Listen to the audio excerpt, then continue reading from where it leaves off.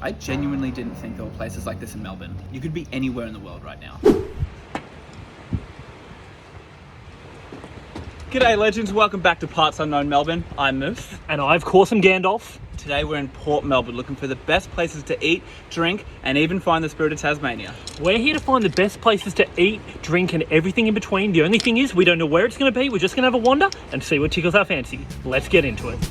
Drove from Paris to the Amsterdam Hilton, talking in the beds for a week.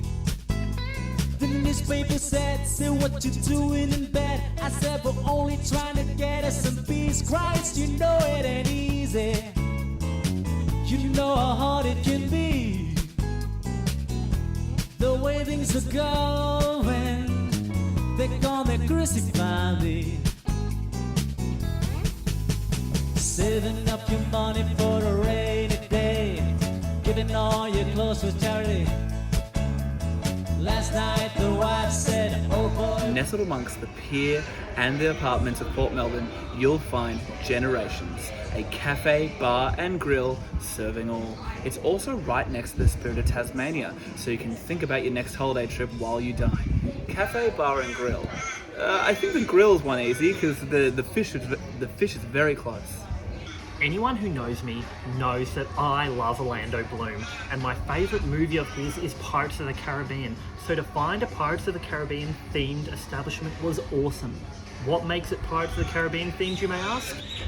This right here. Many people may remember when Captain Jack Sparrow says, I've got a jar of dirt, I've got a jar of dirt. So it was great to be here and be reminded of my favourite movie. Today I've opted for lemon, lime and bitters. There's just something about being in Port Melbourne that makes you want to be healthy. It feels like the Hollywood of Melbourne. Certainly where members of the legacy media live. You think of The Block, Home and Away, and Neighbours. They all live in Port Melbourne. Let's have a go. Double shot barrel again. Beautiful. I know.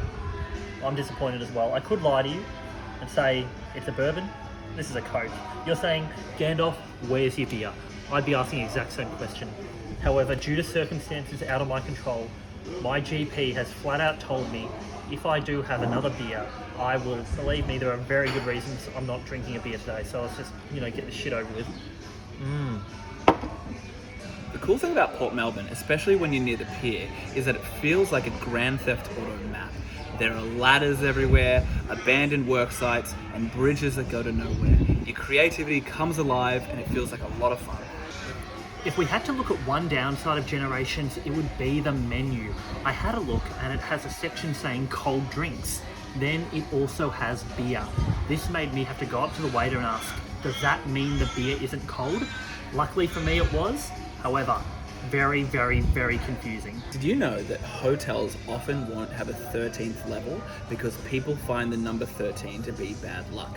It is great news that Generations does not adhere to that superstition and keeps things very easy to understand. There's nothing unlucky about this table. Maybe I'll wait until we have our meal and then I'll report back. By far, one of my favourite things about Generation is the homage they make to one of my favourite movies, 17 Again. If we look over to our left, we can see lights everywhere, reminiscent of Scar's backyard she made when she divorced Matthew Perry. The only thing is, what does she do when Zac Efron rocks up, who is, of course, Matthew Perry as a younger man? They have even got references for gamers like myself, Donkey Kong barrels. Everybody knows. Everyone who had a childhood in the 90s or early 2000s grew up playing Donkey Kong and tried dodging those nasty barrels. Well, the barrels come as a friend today, but a great memory of years gone by. I kind of feel like that meme at the moment. I don't always get food at Parts Unknown Melbourne, but when I do... Now, the coolest thing about this is I've got the chicken parma. Ham on top, chips on the bottom, I'll forgive them. This cost me $30. To my side, my drink, $7. So what you see here, $37 for lunch.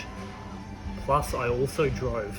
So that's rounding that up. Petrol prices, we're looking at $45 for the day out. Things aren't always as they seem at Generations Cafe, Bar and Grill. Although you might think, hey, that's quite a compact sized looking Parmigiana, they do not spare on the salad. One of the coolest things about this place is undoubtedly the couch that finds itself on the deck outside. There it sits, there it stands, and there I will soon lie down.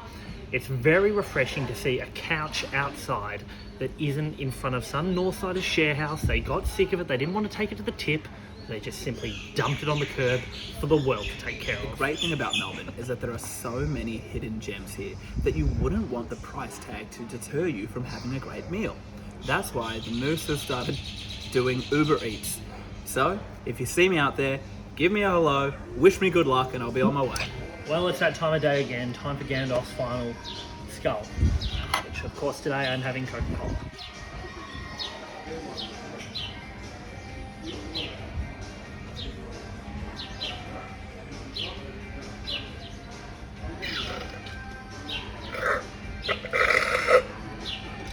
Very good, very good.